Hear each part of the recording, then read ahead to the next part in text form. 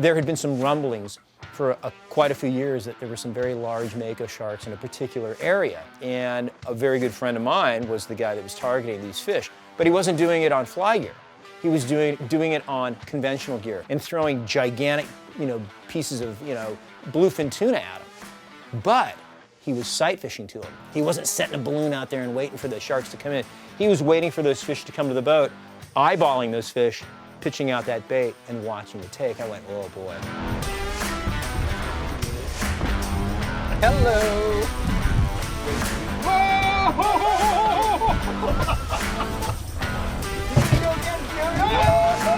As this fish is going, it's jumping, that's going through my mind, and all of a sudden it breaks off. I'm like, hey, you know what? Time out.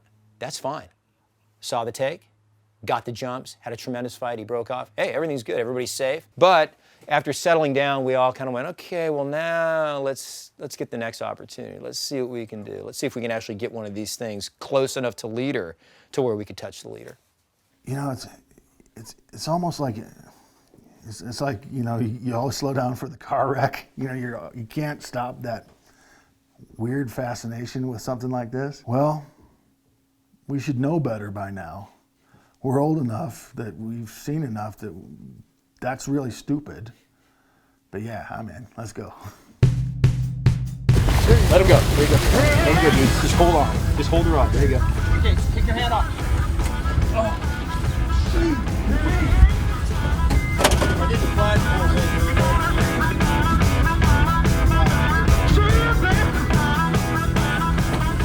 So when you're targeting really big game fish on a fly rod, it's a process, and it's teamwork. So you've got the angler, he's got to keep pressure on the fish. You've got the boat captain who has to actually chase the fish down and keep the right boat angle on that fish. And what you're hoping is that fish is going to get ground down and tired over a period of time. Well, Katie did a great job. He fought this fish for a long time. Jack was killer on the boat. Putting it in the perfect position, trying to keep that fish off balance. But the fish got close to the boat. We got it close. It was there, and it sounded, broke the line. So it's late in the day, and late in the day means really big makos. Not that we haven't been seeing big makos all day, right? So a massive one comes in. It's huge. I'm like, wow, and Jack's like, here it is, boys. And the quest on this trip has been 1,000-pound mako sharks. At this point, we really we couldn't really figure out how big it was, but it was considerably bigger than the first two we hit. Hairs on your neck started kind of standing up, and because you see this huge dorsal fin kind of just cruising up, and he's coming straight at you, and he wants to know if there's a party going on.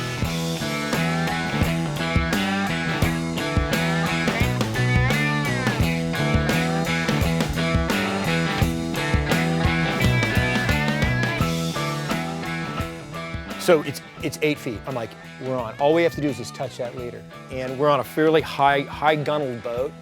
And so Brian, the second captain on the boat, reaches down. And then right when he made that motion, that shark almost knew that something was coming after him and just basically did the death sound. And at that point, I'm like, this is over. There's no way. Because when they do that, you're screwed. And it just went, and all of a sudden, line went slap. I'm like, oh, God, we were that close. We were within reach of grabbing that leader.